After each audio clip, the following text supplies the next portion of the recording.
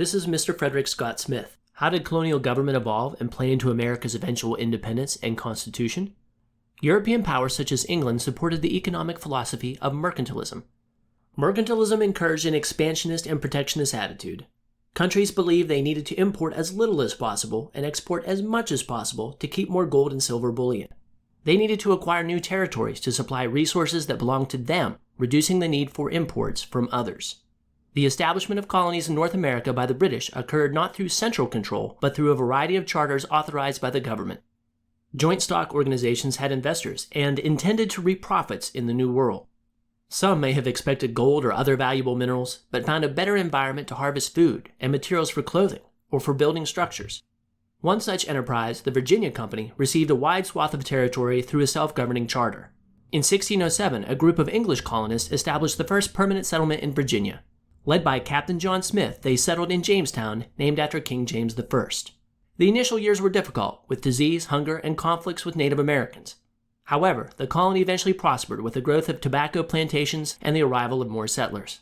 Virginians established the first colonial legislature in the British colonies in 1619. The colonial governor, Sir George Yardley, helped establish it to give the colonists more say in their governance.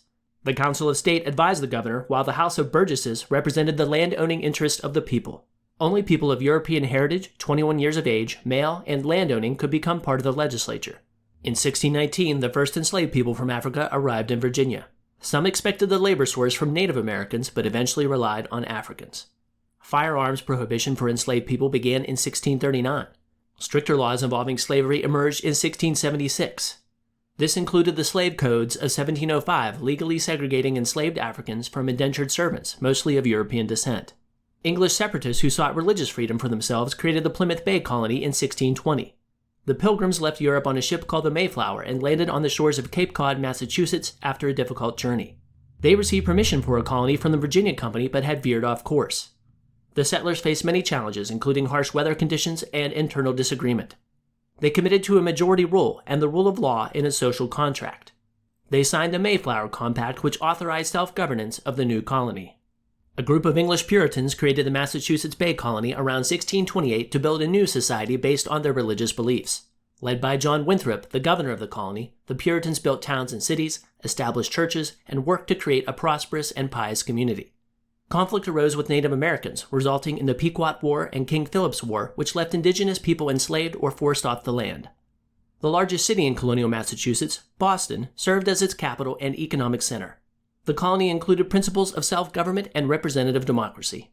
Established in 1634, the House of Representatives and the Governor's Council comprised the General Court, the colonial legislature.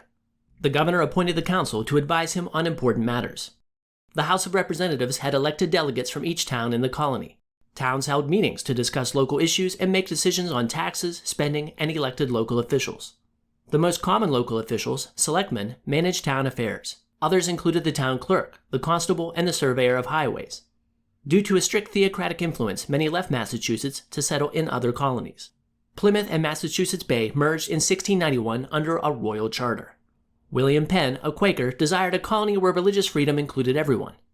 King Charles II gave him a proprietary charter in 1681 to establish a colony in the region that is now Pennsylvania to pay off debts owed to the Penn family.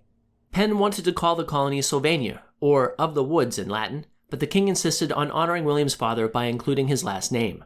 The colony quickly became a haven for those seeking religious freedom and tolerance. The government included democratic principles and guaranteed religious freedom to all residents.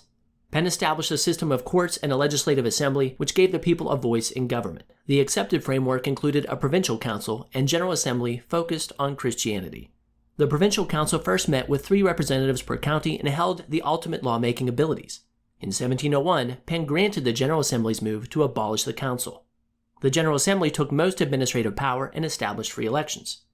Voting requirements changed over time, including being male, 21 years of age, a native-born or naturalized English citizen, and a property requirement of 50 acres or an estate worth 50 pounds.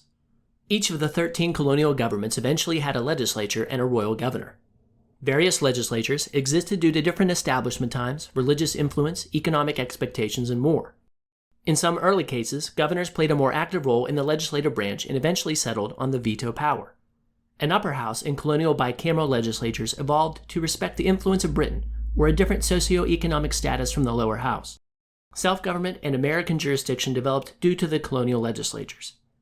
England's policy of avoiding strict enforcement of its laws in the American colonies allowed this independence to evolve. The idea of salutary neglect gave the colonies more autonomy and allowed them to develop their own political and economic systems without interference from the mother country, saving Britain resources. Ideas that influenced breaking away in 1776 and the 1787 writing of the Constitution included independence, self-governance, legislative power, elected officials, and a social contract between the people and the government. This is Mr. Frederick Scott Smith. Have a good day.